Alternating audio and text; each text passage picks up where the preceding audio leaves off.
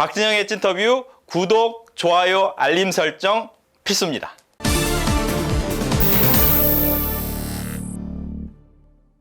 네, 이번엔 두 번째 섹션입니다. 이 사람의 세상 카운트 펀치라는 코너인데요. 이 코너에서는 제가 문승원 대체의학자 인생 철학, 또 비전, 인간적인 면모까지 좀 더 깊이 들여다보겠습니다. 대체의학이 좀 생소하다라고 느껴지는 분들도 계실 거예요. 뭐 단어 자체는 많이 들었지만 그런 이 생소한 분야에 뛰어든 계기는 있으셨습니까? 대체보안의학의 전통이 가장 오래된 나라가 인도예요. 앞서서도 제가 그 내담자 중에 네. 가장 기억에 남는 그 인도 친구 이야기를 드렸었는데요. 이 제가 원네스 딕시아 기버 활동을 하면서 이 대체보안의학에 관심을 많이 갖게 되었고요. 그리고 이 원네스 딕시아라는 것 자체가 정신적인 어떤 에너지를 전달해주는 메신저 역할을 하는 거기 때문에 이 사람의 의식에 대한 것, 이 사람의 의식이 대체의학의 베이스라는 것을 깨달았고요. 뭔가 제가 좀 시대를 좀 앞서가고 잔다르크처럼 좀 미래지향적인 성향이 강해서인지 몰라도 10년 전에 그런 생각을 했어요. 지금부터 대학원 들어가서 박사과정까지 마친다면 뭔가 우리나라의 이 대체보안 의학이라는 것에 대해서 좋은 영향력을 시사할 수 있겠다라는 그런 마음으로 공부를 시작하게 됐습니다. 네. 그게 이제 대체의학 중에서도 컬러 관련해서 컬러와 융합 이게 중점을 많이 두셨잖아요. 그런 특별한 이유가 있습니까? 너는 무슨 마음이야? 그럼 말하는 것만 알게 되지 모르잖아요. 그리고 내 마음은 어때? 이렇게 얘기를 해도 그냥 그런가 보다라는데 뭔가 우리가 소설이라든가 이런 책들을 통해서 볼 때 어떤 형상이나 이미지가 느껴지기 때문에 더 생생하게 직접 영화로 보는 것보다도 책으로 볼 때 상상력이 무한해지기 때문에 네. 더 생생하게 느끼는 것처럼 이 전인적인 이 대체보안의학의 전인적인 모든 치유의 근본이 사람 마음에서 시작을 한단 말이죠. 근데 이 마음이라는 건 눈에 보이지 않잖아요.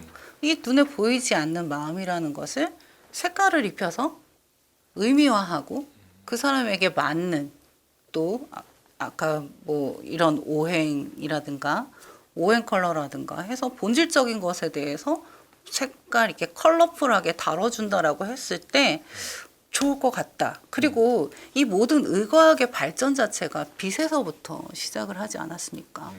뭐 엠페도글라스나 뭐 여러 가지 뭐 뉴턴도 있고 다양한 분들이 있을 텐데요. 이 모든 의과학의 발전의 베이스가 빛으로 시작됐고 그리고 빛의 스펙트럼이 곧 컬러이고요. 컬러는 빛의 일부라고 말씀드렸듯이 뭐 힌두교도 있고 저도 카톨릭이긴 하지만 모든 종교들 안에서도 종교 자체를 떠나서 신의 기원이 빛이었잖아요.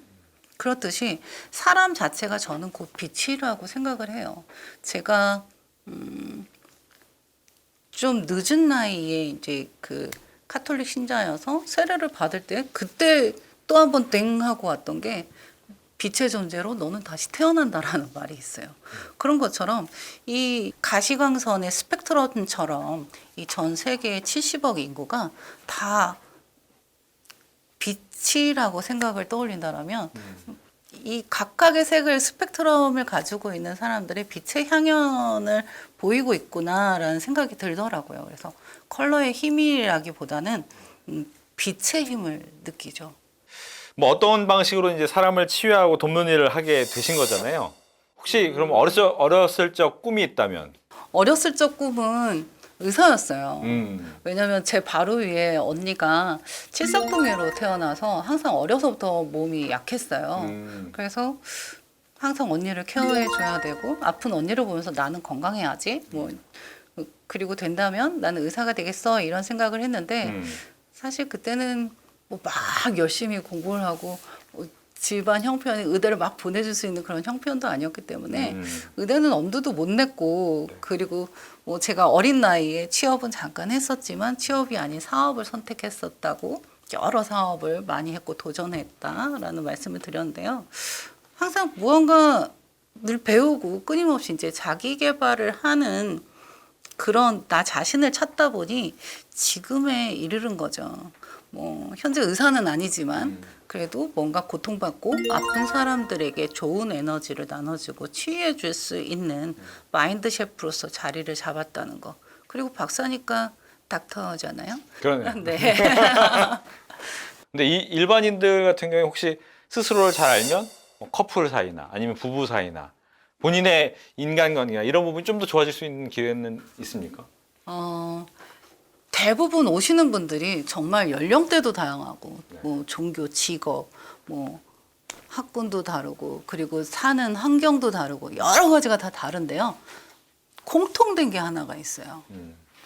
지금 말씀해 주신 것처럼 스스로를 알면 스트레스도 뭐 줄어들고 뭐 관계도 좋아질 수 있지 않느냐라고 하는데 공통된 문제점은 누군가에게 인정받기 위해서 산다라는 거예요.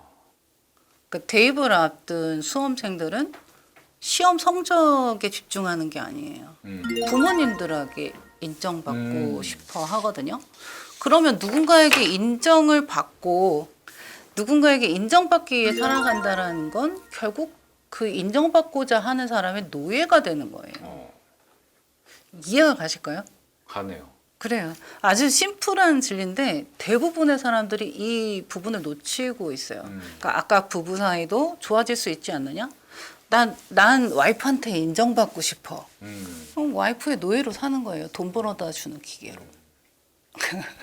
좀 너무 잔인한가요? 그리고 와이프도 뭔가 내 남편한테 인정받고 싶어. 매일 밥하는 기계 노예로 사는 거예요. 그런 것처럼 대부분 누군가에게 인정받고 싶은 순간 그 누군가의 노예가 된다라는 거 요거 한 가지 알아주셨으면 좋겠고 자기 신뢰를 회복할 수 있다라는 건 결국 나 자신의 내면에 좀 더 집중하고 들여다보고 정말 난 타인에게 인정받고 싶은 삶이 아니라 나 자신에게 인정받을 수 있는 삶을 살 수 있도록 노력을 해야 된다라는 거죠. 가장 중요한 거는 누가 대신 살아주지 않잖아요. 인정받는 삶? 그게 뭐가 중요해요?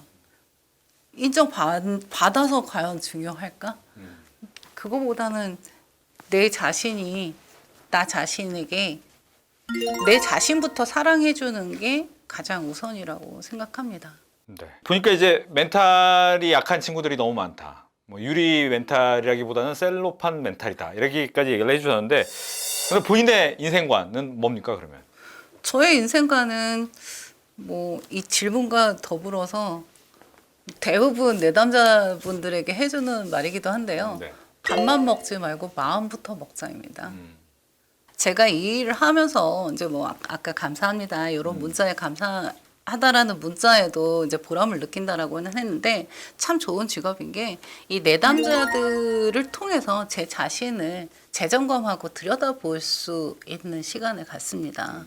그러면서 이 수많은 내담자들의 아주 뭐 다양한 직업, 연령, 종교 뭐 여러 가지들이 있잖아요. 여러 문제들을 마주하면서 꼭 해주는 말이 밥만 먹지 말고 마음부터 먹으세요라는 말인데 대부분 이제 이 밥만 먹지 말고 마음부터 먹으세요 이 얘기를 하면 꼭 다들 하시는 말씀이 있어요.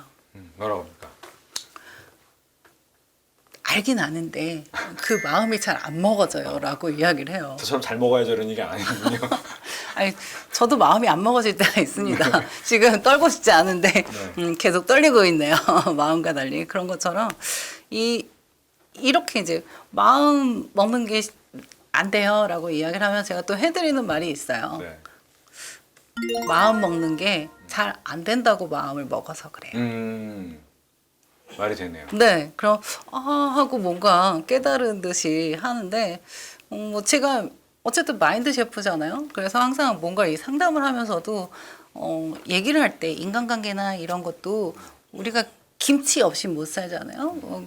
김치 예를 들어 볼게요. 김치도 그냥 갓 담은 김치가 되게 신선하고 맛있을 수는 있는데 약간 시큼한 김치, 조금 익은 김치가 맛있고 오래둔 김치는 또 묵은지대로 아주 깊은 맛이 난다. 뭐 이런 식으로 음식으로 빗대어서 이야기를 해요. 그래서 인간관계라는 게 오래될수록 또 깊은 맛이 있지만 그냥 가만히 내버려두면 또 곰팡이가 쓴다. 그러니 조금 뒤적뒤적 소통하고 연락하고 해야 된다. 이런 식으로 그 내담자의 재료를 분석을 해서 먹는 거에 빗대어서 얘기도 해주고 또 이 내담자가 입맛들이 다 다르기 때문에 그 사람에게 맞는 재료 장점들을 찾아서 맛있게 이제 컬러로 토핑을 해드리는 거죠. 의미화하고. 알겠습니다. 우리에게 멘탈 케어가 중요한 이유 어디 있습니까? 기자님은 가장 두려운 게 뭘까요?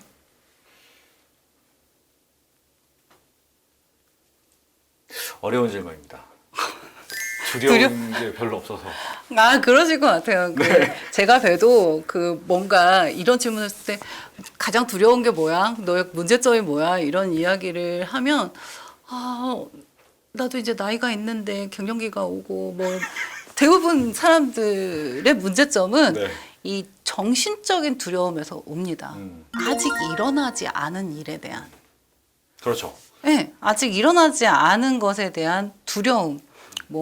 가족 관계도 그렇고 가족도 엄마가 저러다가 갑자기 쓰러지시면 어떡하지? 아니면 와이프가 맨날 두통이 있다는데 큰 병이 있는 거 아닐까? 이런 식으로 가족, 건강, 그리고 돈, 친구, 직장, 내가 그만둬야 될까? 잘리지 않을까? 여러 가지 일어나지 않은 것에 대한 두려움을 갖고 살아가는 게 가장 큰 문제인 것 같아요. 그래서 이 두려움이라는 것은 될 일도 안 되게 하거든요. 하지만 이걸 생각을 조금만 동전과 같아요. 생각을 탁 반대로 접으면 되거든요. 두려움이라는 감정을 즐거움이라는 감정으로 체인지하는 거죠. 그냥 뭘 해도 그래, 좋은 게 좋은 거니까.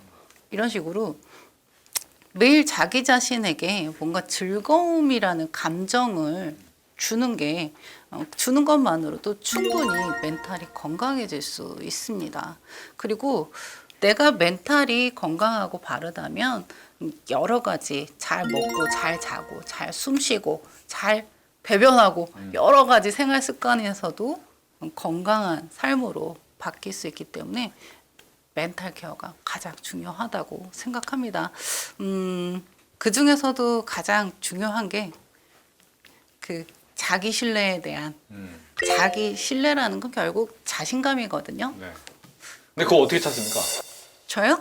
자기 신뢰가 중요한데 네. 자기 신뢰가 없는 사람도 있잖아요. 그럼 난 0인데 1인데 이런 사람들 물론 마음을 잘 먹어야지라는부터 시작할 수 있지만 어떻게 하면 내가 자신감을 찾을 수가 있지라는 궁금증이 있을 것 같아요. 간단한데요. 어떻게요? 숙제를 줘요. 제가 난 할 수 있어. 난 할 수 있어. 이거 100번씩 써오라고 해요. 그런데 처음에 이거 내가 왜 쓰지라고 생각을 한대요. 그러겠죠.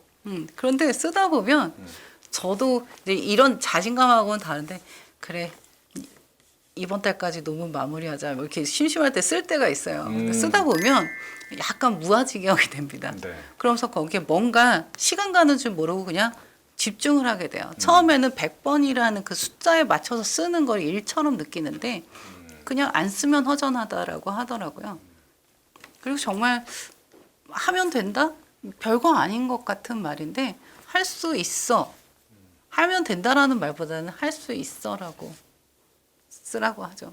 알겠습니다. 자신감이 없으신 분들은 할 수 있어. 100번. 여기까지입니다.